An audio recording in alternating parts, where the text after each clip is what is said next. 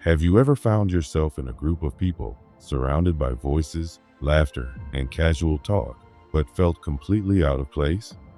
Maybe the topic of conversation was the latest celebrity drama, something from social media, or just the same repeated opinions you've heard 100 times before. You try to add something meaningful, perhaps a deeper idea or a more thoughtful point, but your words seem to float in the air without landing. People look at you with blank expressions. Some shift in their seats. Others change the subject altogether. In that moment, you realize something. Maybe it's better to stay quiet. If this feeling is familiar, know that you're not alone. And more importantly, the problem isn't with you. The real issue lies in how the world treats intelligence. While many people assume that being smart is always a blessing, that it leads to success, admiration, and deeper relationships, the truth can be the opposite. Intelligence doesn't always bring people together. Sometimes it creates distance. The more you understand the world and its hidden layers, the harder it becomes to find people who see things the way you do. It's not just a matter of opinion. It becomes a kind of separation, a quiet, invisible wall between you and everyone else. This type of isolation isn't just a feeling, it's something real, something many thinkers, philosophers, and deep observers have experienced throughout history. One of them, Arthur Schopenhauer, believed that high intelligence isn't a gift, but more like a curse. He thought that the more clearly someone sees the truth, the more alone they become. Why? Because most people don't really want to face the truth. They want comfort. They want to believe that the world is fair, that everything has a simple explanation, that success means following the rules, and that happiness comes from fitting in. But when you start to question these things, when you point out what doesn't make sense, people don't usually thank you. They back away. They may not argue with you directly, but they make it clear that your way of thinking isn't welcome. That's the beginning of what some call intellectual loneliness, the sense that no one around you really wants to talk about the things that matter most to you. And this isn't just because they don't understand. Often, they choose not to understand, because seeing the truth can be painful. It means letting go of comfortable illusions. It means facing the chaos, the contradictions, and the unfairness of the world. And many people would rather not go there. They prefer to keep things light and easy. And so, when someone like you walks into the room with deeper thoughts and sharper questions, it disrupts the peace. You become the difficult one, the too serious one, or even the one who's always negative, when in fact you're just being honest. Over time, this constant disconnection takes a toll. You begin to avoid certain topics, hold back your opinions, and speak less in group conversations. Not because you have nothing to say, but because you've learned that most people don't want to hear it. You don't want to sound arrogant or make others uncomfortable, so you keep your thoughts to yourself. Eventually, this becomes a habit. Silence becomes your safe zone. And even though it might feel peaceful at first, it slowly starts to feel like isolation. But this isn't a rare experience. It has happened throughout history. Great thinkers have often been misunderstood, rejected, or even punished for their ideas. Socrates was sentenced to death for encouraging young people to question authority. Galileo was attacked for saying that the earth moves around the sun. Nietzsche was dismissed as insane because his ideas challenged the foundation of morality and religion. Nikola Tesla, one of the most brilliant inventors, died poor and alone, while others made fortunes from his discoveries. These people were not celebrated in their time. They were seen as troublemakers, outsiders, or threats, not because they were wrong, but because they dared to think differently. Even today, things haven't changed much. Technology has advanced, but people still feel threatened by new ideas or deep thinkers. The rejection might not be as harsh as it was during the Inquisition, but it still exists, just in more subtle ways. Maybe it's the way people change the topic when you bring up something thought-provoking. Maybe it's the empty look they give you when you challenge a popular belief. Or maybe it's the feeling that no one really hears you, even when they're nodding along. Eventually, you begin to wonder, is the problem really in being intelligent, or is it in the way the world treats those who don't follow the script? The truth is, society is built on certain ideas that keep it functioning. These ideas are like invisible rules. Believe in success, chase happiness through buying things, trust the system, don't ask too many questions. When you challenge these rules, even politely, you're seen as a threat to the balance. People may not say it out loud, but deep down, they fear what you represent, the possibility that everything they've believed might not be true. And here's something important to understand. Most people don't mind if someone is stronger than them or richer than them. They might feel envy, but they can still admire that person. But when someone is more aware, more intellectually sharp, the reaction is different. It's not envy. It's resistance. Because intelligence, unlike money or strength, shines a light on other people's limitations. And that's uncomfortable. It makes people feel exposed, maybe even judged, even if that's not your intention. So when you speak with insight or raise difficult questions, people may push you away, not because they don't like you, but because they don't like how you make them feel. You remind them of things they've tried to ignore. You reflect their own blind spots back at them. And no one likes to be reminded that they might not know as much as they think. This is why society often pushes away deep thinkers, not with violence, but with indifference, with silence, with exclusion. You try to engage in meaningful conversation, but end up talking about the weather. You try to share an idea, but no one follows up. You offer a new way of looking at things, and someone laughs it off. Bit by bit, this shapes your behavior. You stop reaching out. You stop expecting connection. You start choosing solitude not because you dislike people, but because the effort to connect feels exhausting and unrewarding. At first, being alone feels like freedom. You can think, read, create, and explore without being interrupted or misunderstood. You don't have to water down your thoughts to make them socially acceptable. You don't have to play along with the shallow games. But over time, that solitude can become something else, a kind of mental prison. Because as much as your mind can entertain itself, it also needs fresh ideas, real dialogue, and honest exchange. Without that, even the most brilliant mind can begin to feel trapped in its own echo chamber. And that's the deeper form of loneliness, not just being without people, but being without understanding. You can be in a room full of people and still feel completely alone because no one really sees what you see or thinks the way you think. You laugh at the right moments, say the right things, and play along.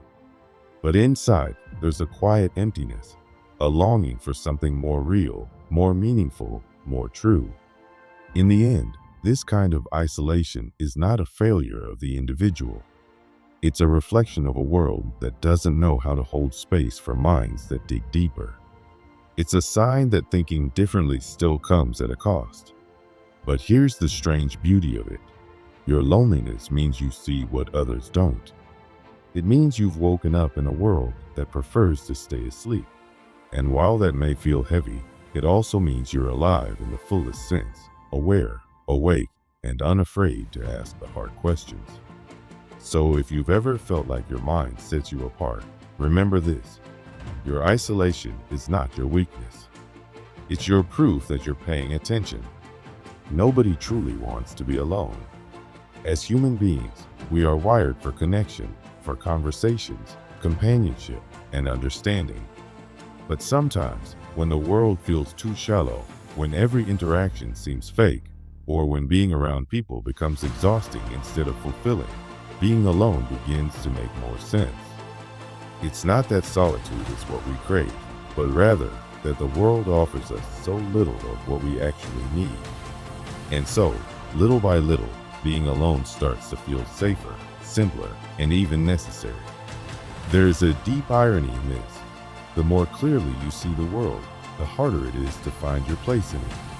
If intelligence and awareness are supposed to be gifts, then why do they so often feel like burdens? Why does society, which praises innovation and brilliance, also push away those who think deeply or differently? The truth is, the world wasn't made for thinkers. It was made for followers. From a very young age, we are taught to obey, not to question. We're told to memorize facts, not to challenge them. In schools, the student who asks too many questions is labeled disruptive. In workplaces, the employee who suggests change is seen as a threat. In society, the person who questions the accepted beliefs is often ignored, laughed at, or even attacked. Arthur Schopenhauer, a German philosopher, understood this clearly. He believed that the world operates under what he called collective mediocrity, where independent thinkers are seen not as leaders, but as threats. According to him, most people don't want the truth, they want comfort. And the truth, more often than not, is uncomfortable. That's why history is filled with examples of great minds who were rejected in their time. Socrates was executed for encouraging people to think for themselves. Galileo was forced to take back his discovery that the earth moves around the sun. Nietzsche, who explored the darker parts of human nature, was labeled insane. And even today, people with bold ideas are often attacked or silenced before they are ever understood. But this isn't just something that happens to famous philosophers or scientists. It happens to regular people, too, in small everyday moments. It happens when you try to talk about something meaningful and people change the subject. It happens when you offer a different perspective and are immediately dismissed. It happens when you notice things others don't, and instead of sparking curiosity, your thoughts are met with blank stares or discomfort. It becomes clear after a while. Society not only overlooks critical thinking, it actively works against it. Why? Because people who think deeply are hard to manipulate. They don't believe everything they're told. They aren't satisfied with simple answers or shallow entertainment. They ask questions, and that's dangerous to a system that depends on people blindly following along. And yet, here is the paradox. While society resists deep thinkers, it also depends on them. Every major step forward, every scientific discovery, technological invention, philosophical insight, came from a person who saw what others couldn't. Society wants the results of intelligence, but it doesn't want to deal with the discomfort that intelligence brings. It wants innovation without the rebel who dares to challenge the status quo. It wants solutions without the hard questions. As a result, thinkers are often left standing on the outside. They are admired later, but isolated in the moment. This is why extreme intelligence can be such a heavy burden. It doesn't just lead to rejection by others. It also changes the way you experience life. When you start to see the world for what it really is, complex, unfair, sometimes meaningless, it becomes harder to enjoy the things that used to bring joy. You begin to question everything: the idea of success, the purpose of life, even the meaning of happiness. While most people are content with the belief that things will work out, that good is rewarded and bad punished, deep thinkers often come to a much more uncomfortable truth. None of that is guaranteed. The universe isn't fair. Effort doesn't always lead to success. Morality isn't fixed. And many of the ideas that guide our lives, like destiny, luck, or merit, are just stories we tell ourselves to feel better. This is the real difference between the average person and the thinker. The average person can live within the illusion, and that illusion gives them hope and motivation. But the thinker sees through the illusion. They see the contradictions. They see the chaos. They see that many people are not looking for truth. They're looking for validation of what they already believe. That realization can be isolating, because once you see clearly, you can't go back. You can't pretend the world makes sense when you know it doesn't. You can't unlearn what you've discovered. Like Nietzsche once said, when you look long enough into the abyss also looks back at you. And so, the thinker starts to feel disconnected from the world around them. While others find meaning in material success, in social validation, or in small pleasures, the thinker begins to wonder, what's the point? A new car, a raise at work, a romantic fling, do these really matter? To most people, they bring happiness. But to the thinker, they often feel empty. This growing feeling of alienation builds slowly until it becomes part of your everyday life. You start to feel like a stranger not only in your community, but in your time. It's no surprise then that many great minds throughout history struggled with sadness or even depression. Pascal spoke of the terrifying silence of the universe. Kant wrote about the deep loneliness of being an individual in a vast, indifferent world. Kafka turned his alienation into powerful stories. And Schopenhauer, perhaps the most pessimistic of them all, believed life was simply a cycle of desires and disappointments, with the only escape being to stop wanting anything at all. So, what can be done? If intelligence brings clarity, but also sorrow, is there any way to live with it, without being crushed by it? That is the question that separates those who suffer because of their mind from those who learn to use it. And maybe the answer begins with accepting solitude, not as a punishment, but as a natural consequence of thinking deeply. Schopenhauer believed that if society can't understand you, you shouldn't waste your energy trying to fit in. Instead, focus your energy on meaningful things. Use your solitude to create, to explore, to think freely. Let it be a strength, not a weakness. Still, this isn't easy, because no matter how independent we all want to be seen, to be understood. Even the most self-sufficient thinkers long for connection, for someone who understands their thoughts, who can have a real conversation. But these moments are rare. Expecting the world at large to value deep thought is often setting yourself up for disappointment. But solitude doesn't have to mean total isolation. You can find people who think like you do. Maybe not in your neighborhood or your workplace, but through books, art, philosophy, or online communities. You can connect with the minds of those who came before you, who also felt alone in their time, but whose ideas lived on. Their words, their questions, their courage can give you comfort and remind you that you're not truly alone. The next step is to find something meaningful to focus your mind on. A brilliant mind without direction can become its own worst enemy. But when that same mind is used to build, explore, or create, it becomes a force of power.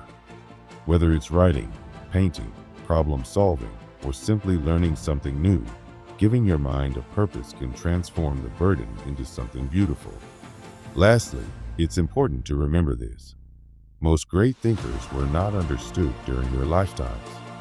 They were mocked, feared, ignored.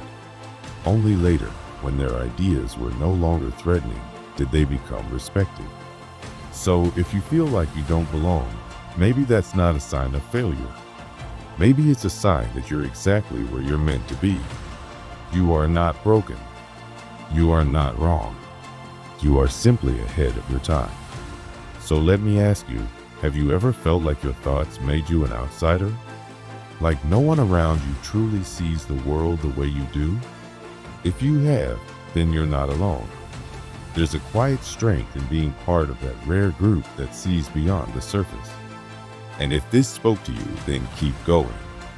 There's more to explore, and this conversation is far from over.